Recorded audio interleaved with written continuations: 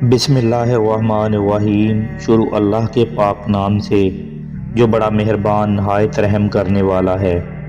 آپ سب دوستوں کو ہماری طرف سے محبتوں برا اور خلوص برا سلام۔ آج کا یہ واقعہ حضرت بلال حبشی رضی اللہ تعالی عنہ اور حضور نبی کریم صلی اللہ علیہ وآلہ وسلم کے مابین ہے۔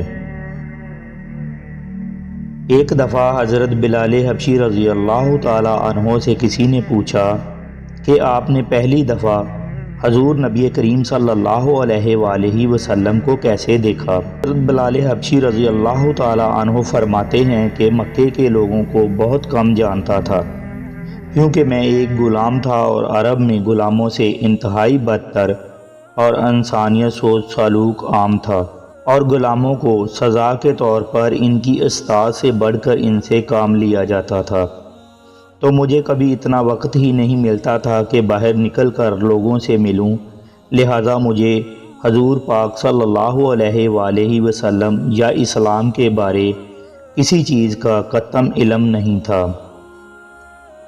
اور حضرت بلال حبشی رضی اللہ تعالی عنہ فرماتے ہیں کہ ایک دفعہ کیا ہوا کہ مجھے سخت بخار ہو گیا۔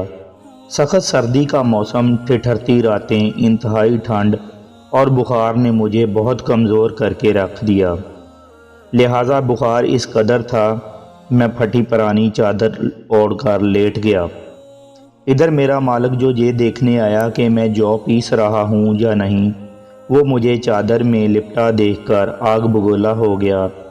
اس نے میرے اوپر سے چادر اتاری اور سزا کے طور پر میری قمیض بھی اتروا دی اور مجھے کھلے صحن میں دروازے کے پاس بٹھا دیا اور بولا، یہاں بیٹھ کر جو پیسو۔ اب سخت سردی اور اوپر سے بخار اور اتنی مشقت والا کام، میں روتا جاتا اور جو پیستا جاتا۔ لہٰذا جب میں چکی میں جو پیس رہا تھا، کچھ ہی دیر میں دروازے پر دستک ہوئی۔ میں نے اندر آنے کی اجازت دی تو ایک نہایت ہی پرنور اور روشن چہرے والا شخص اندر داخل ہوا اور پوچھا کہ اے جوان، کیوں روتے ہو؟ میں نے جواب میں کہا، جاؤ اپنا کام کرو۔ حضرت بلال نے کہا، تمہیں اس سے کیا؟ میں جس وجہ سے مرضی رہوں، جہاں پوچھنے والے بہت ہیں لیکن مدد کرنے کوئی نہیں آتا۔ قصہ مختصر کہ حضرت بلال نے حضور صلی اللہ علیہ وآلہ وسلم کو کافی سخت جملے کہے۔ حضور صلی اللہ علیہ وآلہ وسلم یہ جملے سن کر چل پڑے۔ جب چل پڑے تو بلال نے کہا، بس میں نہ کہتا تھا، پوچھتے تو سبھی ہیں لیکن مدد کوئی نہیں کرتا۔ حضور صلی اللہ علیہ وآلہ وسلم یہ سن کر بھی چلتے رہے۔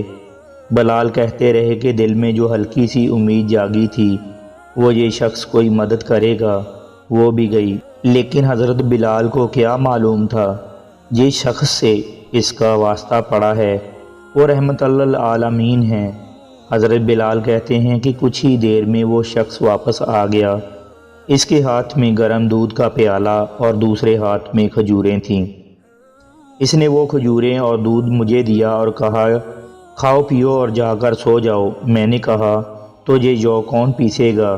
نہ پیسے تو مالک صبح مجھے بہت مارے گا۔ اس نے کہا، تم سو جاؤ، یہ پچھے ہوئے جو تم مجھ سے صبح لے لینا۔ تو حضور پاک صلی اللہ علیہ وآلہ وسلم نے ساری رات ایک اجنبی حبشی غلام کے لیے چکی پیسی اور صبح حضرت بلال کو پسے ہوئے جو دیے اور چلے گئے۔ دوسری رات پھر ایسا ہی ہوا، دودھ اور دوا بلال کو دی اور ساری رات چکی پیسی۔ ایسا 3 دن مسلسل کرتے رہے جب تک کہ حضرت بلال ٹھیک نہ ہو گئے۔ یہ تھا وہ تعارف جس کے بطن سے اس لافانی عشق نے جنم لیا کہ آج بھی حضرت بلال کو صحابی رسول، بعد میں عاشق رسول پہلے کہا جاتا ہے۔ وہ بلال حبشی رضی اللہ تعالی عنہ جو ایک دن اذان نہ دے تو خدا تعالیٰ سورج کو طلوع ہونے سے روک دیتا ہے۔ انہوں نے حضور صلی اللہ علیہ وآلہ وسلم کے وصال کے بعد اذان دینا بند کر دی، کیونکہ جب آپ اذان میں اشہد ان محمد رسول اللہ تک پہنچتے تو حضور کی یاد میں ہچکیاں بن جاتی اور وہ زار و قطار رونے لگتے۔ آپ رضی اللہ تعالی عنہ ہجرت کر کے شام چلے گئے اور حضور پاک کے وصال کے بعد بس 2 مرتبہ اذان دی۔ ایک مرتبہ بیت المقدس کے فتح پر حضرت عمر رضی اللہ تعالی عنہ کے کہنے پر، اور دوسری مرتبہ حضرت بلال حبشی رضی اللہ تعالی عنہ رات کو سوئے ہوئے تھے کہ نبی کریم صلی اللہ علیہ وآلہ وسلم خواب میں آئے اور فرمایا، اے بلال، اتنا عرصہ ہو گیا ہے تم ہمارے پاس ہی نہیں آتے۔ جہاں محبت ہوتی ہے گلے شکوے بھی وہاں ہوتے ہیں۔ تو حضرت بلال رضی اللہ تعالی عنہ کی فوراً آنکھ کھلی۔ بیوی سے فرمایا، ابھی تیاری کرو، ابھی رات کو ہی سفر کرنا ہے، میں صبح کا انتظار نہیں کرنا۔ بیوی نے سامان باندھ دیا، چل پڑے اور مدینہ منورہ پہنچے۔ مسجد نبوی میں حاضر ہوئے اور نبی پاک صلی اللہ علیہ وآلہ وسلم کی خدمت میں سلام پیش کیا۔ تو اتنے میں نماز کا وقت ہو گیا تو صحابہ کرام رضی اللہ تعالی عنہ نے حضرت بلال حبشی سے کہا کہ اذان کا ٹائم ہو گیا ہے، اذان کی فرمائش کی۔ حضرت بلال حبشی رضی اللہ تعالی عنہ نے منع کر دیا۔ اتنے میں 2 شہزادے آگے، حضرت امام حسن اور حضرت امام حسین۔ اب حسین کریمین نے بھی فرمائش کر دی تو ان کی فرمائش منع نہیں کر سکتے تھے۔ شہزادوں کی اس بات کو انکار کی گنجائش ہی نہ تھی۔ تو حضرت بلال حبشی رضی اللہ تعالی عنہ اذان دینا شروع کر دی۔ جب انہوں نے اذان شروع کی تو اللہ اکبر کہا تو صحابہ کرام رضی اللہ تعالی عنہ نے وہ اذان کی آواز سنی جو نبی پاک صلی اللہ علیہ وآلہ وسلم کے زمانے میں سنتے تھے۔ تو نبی پاک صلی اللہ علیہ وآلہ وسلم کی یاد نے جوش مارا، تمام صحابہ کرام رونے لگے۔ حضرت بلال کی بھی ہچکیاں بند گئیں۔ عورتوں نے بھی آوازیں سنی تو اپنے چہرے ڈھانپ کر بچوں کو لے کر مسجد نبوی کے دروازے پر آ کھڑی ہوئیں۔ عجیب منظر تھا، مسجد کے اندر مرد رو رہے تھے اور مسجد کے باہر عورتیں رو رہی تھیں۔ تو حضرت بلال حبشی رضی اللہ تعالی عنہ اذان دیتے دیتے بے ہوش ہو گئے۔